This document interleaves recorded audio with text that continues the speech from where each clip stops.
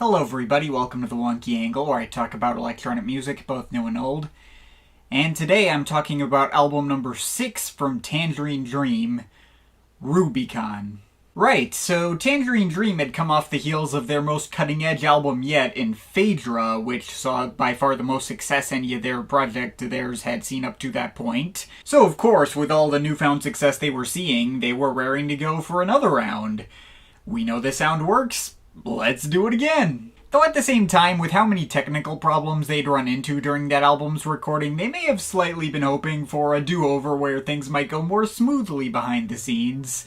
Hopefully not have as much equipment breaking down. Also with a few more upgrades and expansions in terms of the synths, and amount of different keyboards used, including modified Elka organ, prepared piano, and Fender Rhodes being introduced. And more smoothly the recording did in fact go.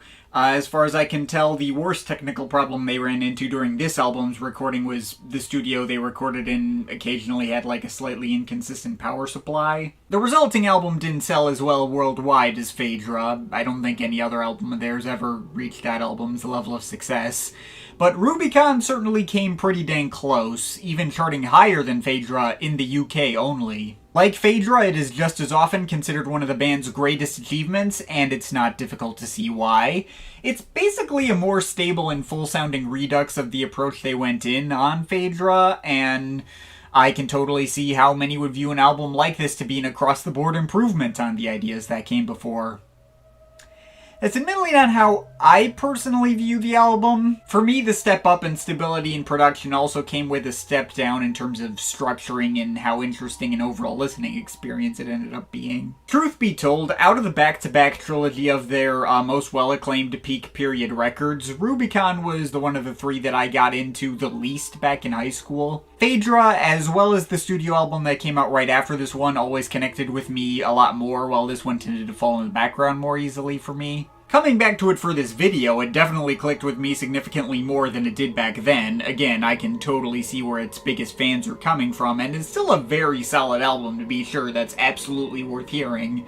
Especially when it comes to the first side of this album. That entire first half really clicked for me when I came back to re-listen to this thing for the first time in several years. I should mention, this album technically doesn't have any individual named tracks. It has a part 1 and a part 2, which both stretch on for just over 17 minutes each, but are clearly only separated as a necessity for being pressed onto a vinyl record. The album may as well be considered a single 34-minute track. But yeah, part 1 was great. At first there's this really neat spooky build-up in the first 2 minutes with all these barely melodic bell synths echoing over a formless and subtle sea of abstract synths, but then all these super open and expansive sounding pads come in, giving the mix a lot more of an uplifting and bright tone, also with a bit of mellotron choir sounds coming in at various points to accentuate the dramatic imposing hugeness, although still feeling pretty easily welcoming, and various melancholy lead synth melodies and squirting effects which give the composition that particular submarine quality partially promised by the album cover. Around the 6-minute mark, the more expansive pads fall away to a slightly emptier and more bass-heavy section, and finally past the 7-minute mark, the trademark rollicking bass synth arpeggios that characterize the title track of Phaedra are introduced again.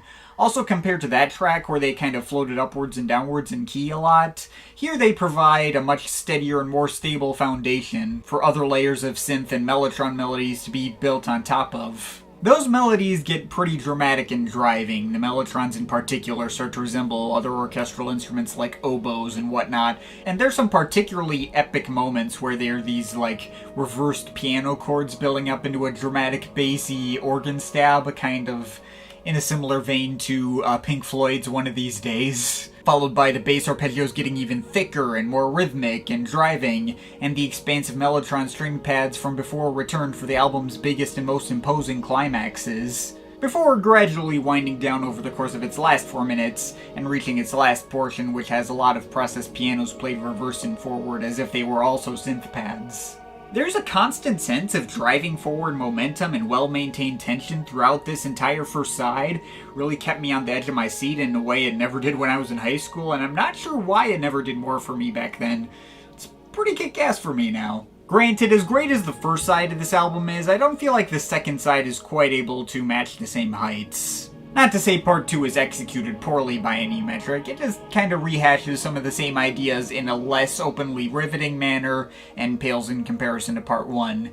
It feels kind of like if we just took the exact same journey again, but backwards. It does start pretty promising with all this formless spooky ambience made out of less melodic synth pads building into dissonant mellotron choirs and back into more melodic pads over the course of the first 4.5 minutes. Then the bass arpeggios come back in right after that to mirror the second half of part 1, and while it's still cool, there's some pretty neat dramatic mellotron melodies and chords floating over this section too, but there is also a constant sense of like deja vu throughout it, like we're just returning us to an area we've already seen.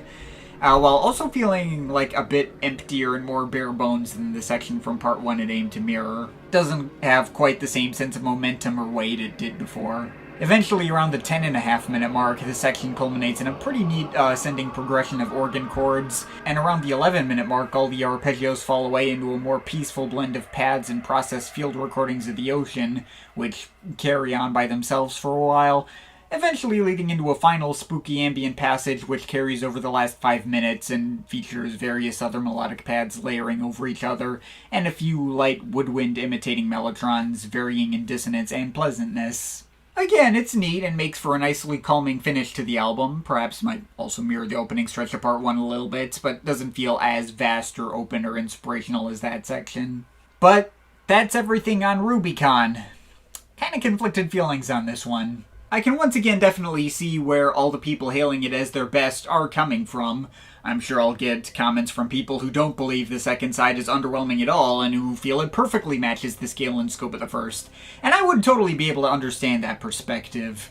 But it's not quite my personal feelings. Every time I've put this album on, I'm really excited in the first half, and in the second half I'm like, well, this is nice, but the excitement kind of wore off. Rubycon is a very good album, to be sure, and fully deserving of its fan base. I just feel it's not the absolute best iteration of these particular ideas within the Tangerine Dream catalog.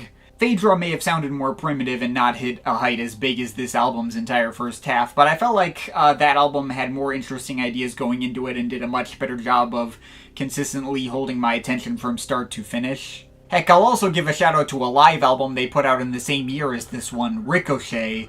I'll get into my thoughts on that one more when I get to the odds and ends, but any fans of Rubycon out to be hearing this one as well. It's all original material structured in the same freeform manner, hits a lot of the same notes, while maintaining a more consistent energy with a few of its own interesting ideas. Minor spoilers, I probably enjoy Ricochet equally on par with Rubycon. It's less well produced, but spreads roughly the same amount of quality more equally over both sides. Actually, almost in the reverse of Rubycon, I feel that album is a stronger second side.